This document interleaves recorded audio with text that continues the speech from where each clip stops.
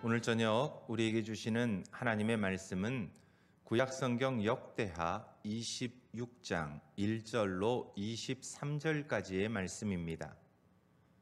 제가 하나님의 말씀을 봉독해 드릴 때에 하나님의 음성을 들으실 수 있기를 바랍니다. 하나님의 말씀입니다. 유다 온 백성이 나이가 16세 된 우시야를 세워 그의 아버지 아마샤를 대신하여 왕으로 삼으니 아마샤 왕이 그의 열조들의 묘실에 누운 후에 우시야가 엘롯을 건축하여 유다에 돌렸더라. 우시야가 왕위에 오를 때 나이가 16세라 예루살렘에서 52년간 다스리니라. 그의 어머니의 이름은 여골리아요 예루살렘 사람이더라. 우시야가 그의 아버지 아마샤의 모든 행위대로 여호와 보시기에 정직하게 행하며 하나님의 묵시를 밝히 아는 스가랴가 사는 날에 하나님을 찾았고 그가 여호와를 찾을 동안에는 하나님이 형통하게 하셨더라.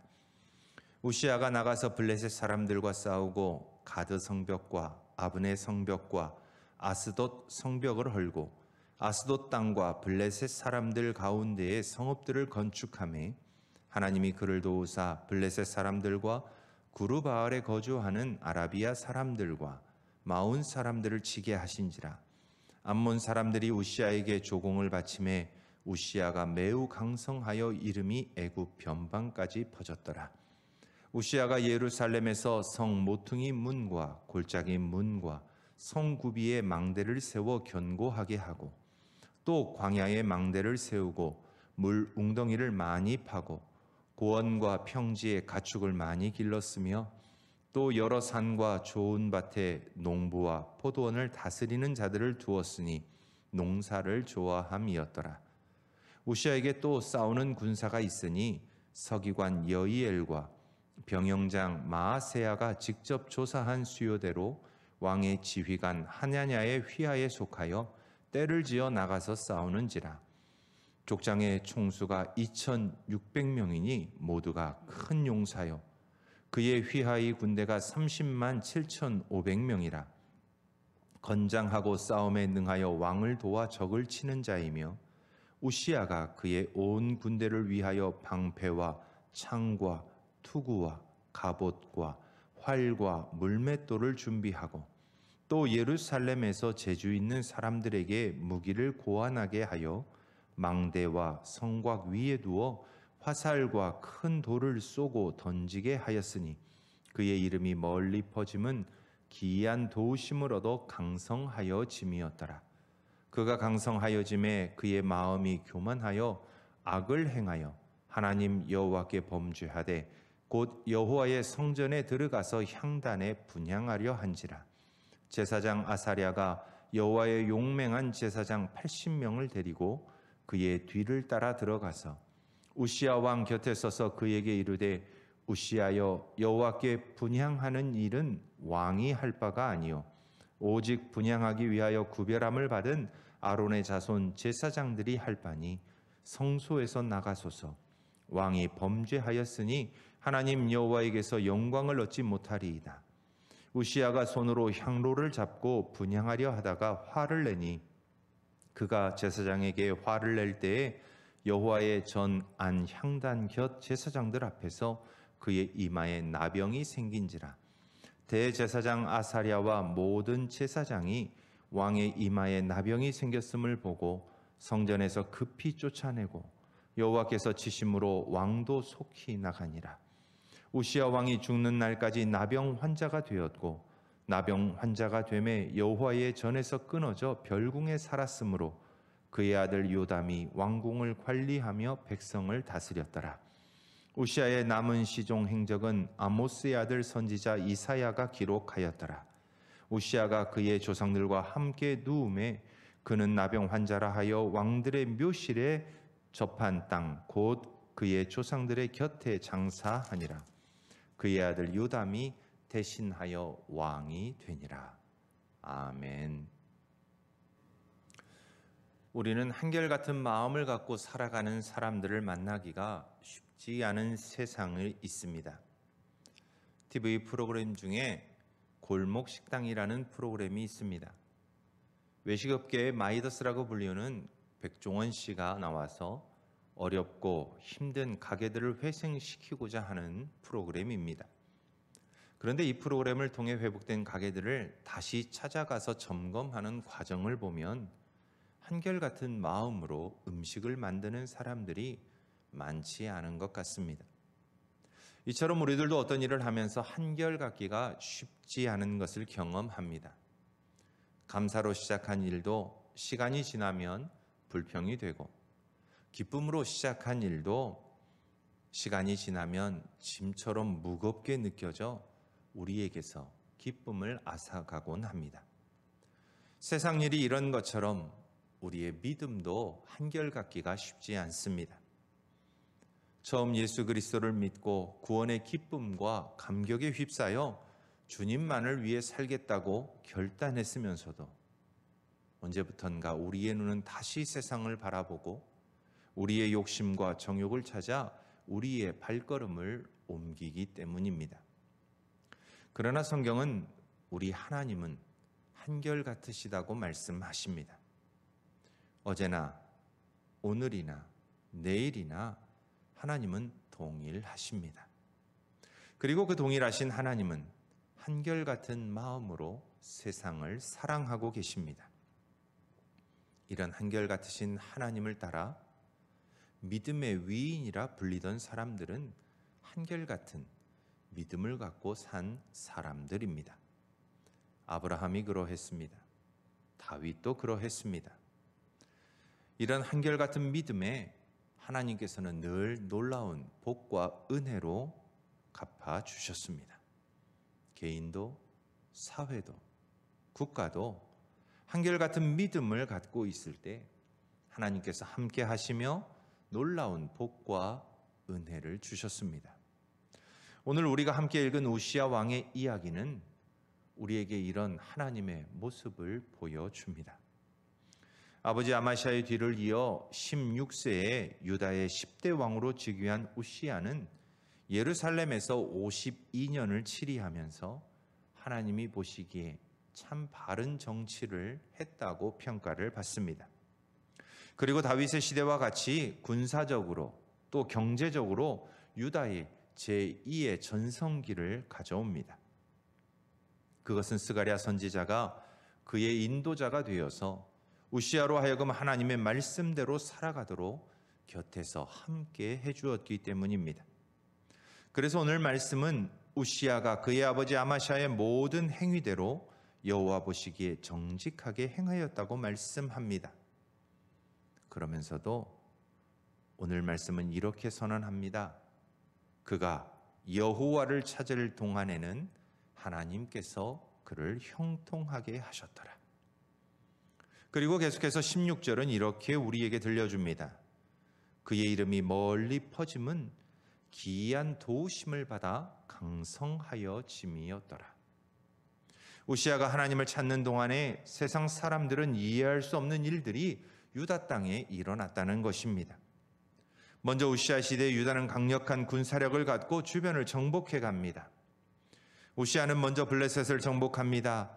그는 하나님의 도우심을 힘입어 블레셋이 자랑하던 가드 성벽과 아스돗 성벽을 헐고 그곳에 새로운 성을 건축하여 유다의 영토를 확장합니다. 블레셋을 정복하고 아라비아 사람들을 쫓아내자 암몬 사람들은 유다를 두려워하며 유다에 조공을 바치기 시작합니다. 이처럼 유다를 괴롭히던 주변의 적들을 하나님께서 도우셔서 우시야는 모두 정리합니다. 그리고 그의 이름이 가나안을 넘어 애굽의 변방에까지도 널리 퍼지게 됩니다. 유다의 이런 정복 전쟁의 힘은 강력한 군사력도 있었지만 성경은 우리에게 분명하게 말씀합니다. 하나님의 도우심이 있었다는 것입니다. 이뿐만이 아닙니다. 우시야에게 지혜를 주셔서 예루살렘을 견고하게 만드십니다. 곳곳에 망대를 세우고 물 웅덩이를 파서 적들이 쉽게 접근하지 못하게 합니다. 그뿐만이 아니라 예루살렘에서 재주 있는 자들을 통해 화살과 큰 돌을 쏘는 무기도 개발하여 설치합니다. 그리고 30만 7천 명이나 되는 강력한 군대를 양성해서 방패와 창과 투구와 갑옷과 활과 물맷돌을 갖추게 합니다. 말 그대로 강력한 군대를 조직합니다. 이처럼 우시아가 강력한 군대를 갖추고 주변을 정복하여 애굽의 변방까지 그 이름이 널리 퍼지게 된 것은 앞서 말씀드린 것처럼 하나님의 도우심 때문입니다. 이것을 세상 사람들은 기이한 도우심을 얻어 강성하여졌다라고 표현합니다. 다른 사람들이 이해할 수 없는 도우심, 다른 사람들은 상상할 수 없는 도우심을 우시아는 하나님으로부터 받았던 것입니다. 그리고 이런 도우심은 다른 데서 기인한 것이 아니라 그가 하나님을 찾았기 때문입니다. 스가랴의 선지자의 인도를 따라서 하나님 앞에서 정직하게 행했기 때문입니다. 이런 우시아의 삶은 이 시대를 살아가는 우리들에게도 분명한 가르침을 줍니다. 우리도 하나님을 찾을 때 하나님의 이 놀라운 도우심을 힘입을 수 있다는 것입니다. 세상 사람들이 기이하다고 표현하는 놀라운 하나님의 은혜는 우리가 하나님만을 바라고 찾을 때 우리에게 임한다는 것을 분명하게 들려줍니다. 제가 목회를 배웠던 교회에서 한 권사님을 신방에서 들었던 삶의 고백도 이를 증명해 줍니다. 이 권사님께서는 작은 재래시장에서 좌판을 펼쳐놓고 생선을 파시던 분이셨습니다. 그러나 주일이면 가장 바쁜 곳이 시장인데 예배를 위해 좌판을 놓는 것을 포기하셨고 교회에 오셔서 언제나 하나님을 예배하는 것이 그의 삶의 우선순위였습니다. 그리고 교회에서 봉사해야 할 일이 생기면 그 모든 일을 접어놓고 제일 먼저 오셔서 참여하셨던 분이십니다.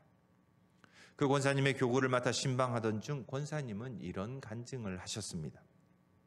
시장에는 저처럼 좌판을 펼쳐놓고 생선을 파는 사람들이 참 많습니다. 그런데 하나님께서는 제게 놀라운 일들을 행하시는데 생선을 가져온 수량에 관계없이 제일 먼저 자리를 접고 일어나게 하신다는 것입니다. 특별히 더 좋은 생선도 아니고 가격을 더 저렴하게 하는 것도 아닌데 자신의 손을 거쳐 파는 생선들을 많은 사람들이 와서 빠르게 사간다는 것입니다. 그래서 시장에서 장사하는 사람들이 권사님을 참 이상한 사람, 복이 많은 사람이라고 부른다는 것입니다. 작은 일이지만 하나님을 온전히 신뢰하며 믿음으로 정직하게 살고자 하는 사람에게 주시는 하나님의 은혜입니다. 하나님만을 바라보며 믿음으로 살아갈 때 이처럼 세상이 이해할 수 없어 기이하다고 표현하는 일들이 바로 우리의 삶이 됩니다. 이 권사님의 간증처럼 우리도 하나님만을 바라보며 하나님 앞에서 정직하게 믿음으로 살아갈 때 우시아가 덧입었던 하나님의 도우심이 곧 우리의 삶의 현실이 됩니다. 하나님의 기이한 도우심을 힘입어 강성하였던 우시아와 같이 우리의 삶에도 놀라운 하나님의 복이 넘치게 됩니다. 사랑하는 신구모교회 성도 여러분, 하나님만을 찾음으로 하나님께서 약속하고 계신 이 놀라운 복을 여러분들의 삶에서 누리실 수 있게 되기를 주님의 이름으로 축원합니다. 그러나 화무 11홍이라는 말처럼 오늘 본문은 행복한 결말을 우리에게 들려주지 않습니다. 왜냐하면 우시아를 믿음으로 인도했던 스가랴 선지자가 죽고 난 후 우시아가 교만해졌기 때문입니다. 우시아의 교만함에는 이유가 있었습니다. 바로 그가 강성하여졌기 때문입니다.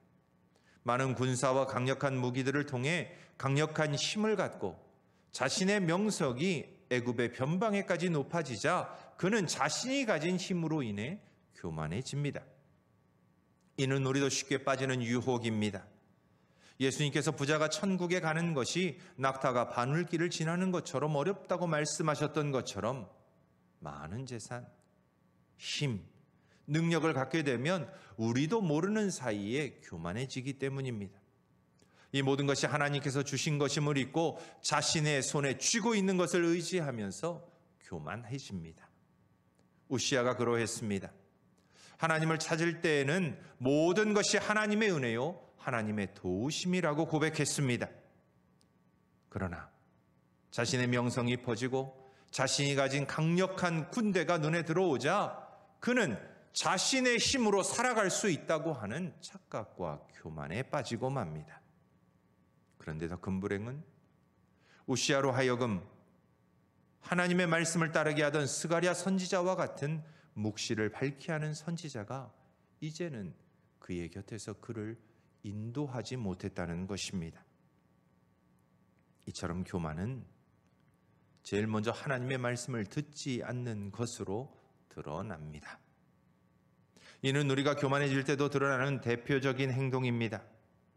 혹시 하나님의 말씀을 듣는 것이 불편해지거나 우리가 말씀을 듣는 일에 게을러지고 있다면 우리도 교만해지고 있는 것은 아닌지 우리를 돌아보아야 합니다.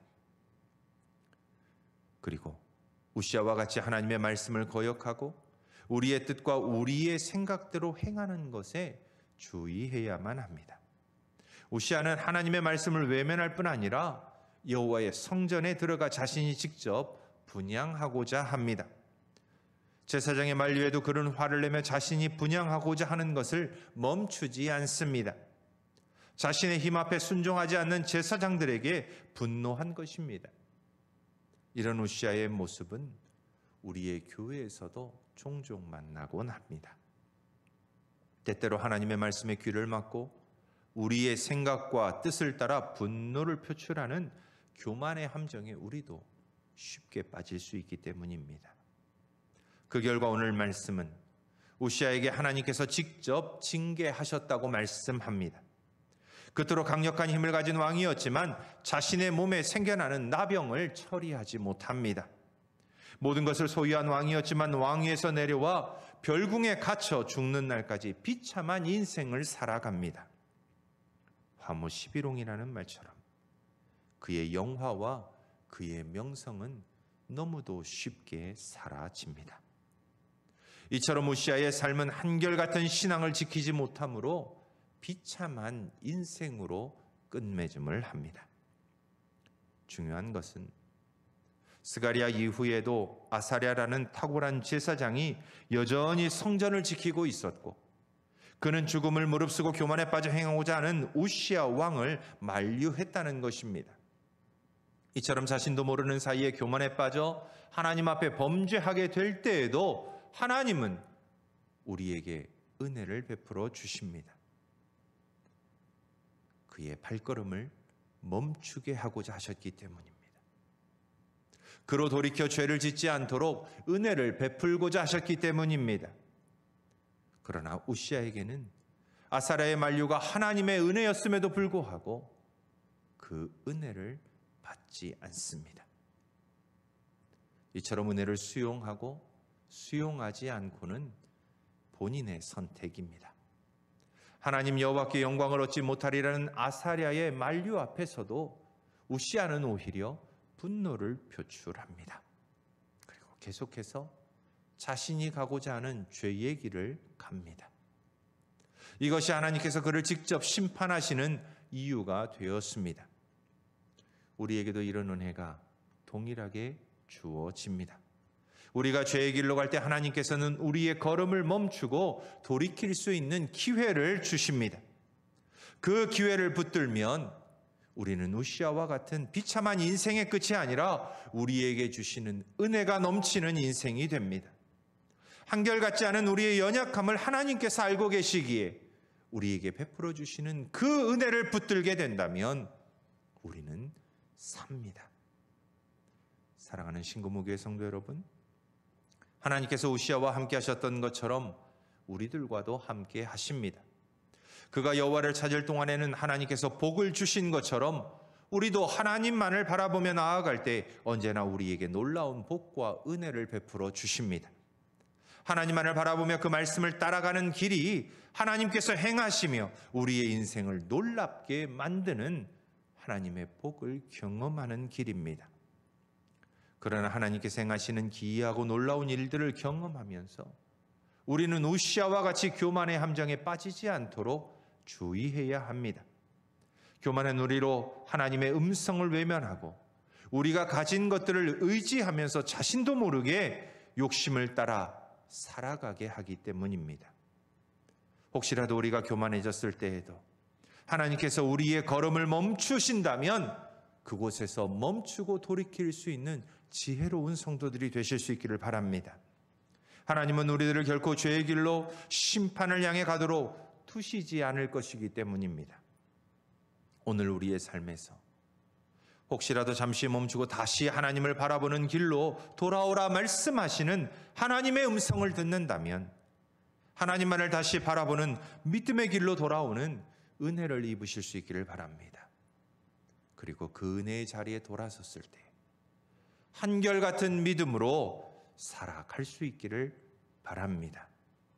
그럴 때 믿음으로 하나님만을 바라보는 믿음의 결단과 함께 한결같은 믿음으로 하나님만을 의지하며 살아가는 성도들에게 베푸시는 그 놀라운 하나님의 일들을 기이하고 세상 사람들은 이해할 수 없는 그 놀라운 일들을 여러분들의 삶에서 매일매일 경험하며 살아갈 수 있게 되길 주님의 이름으로 축원합니다.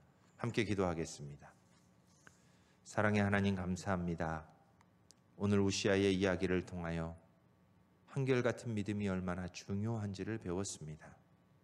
또 혹여나 우리가 교만하여져서 주의 음성을 외면하고 주의 길을 갈 때 우리를 향해 베푸시는 그 놀라운 하나님의 은혜를 우리가 왜 붙들어야 하는지도 다시 한번 생각해 보았습니다.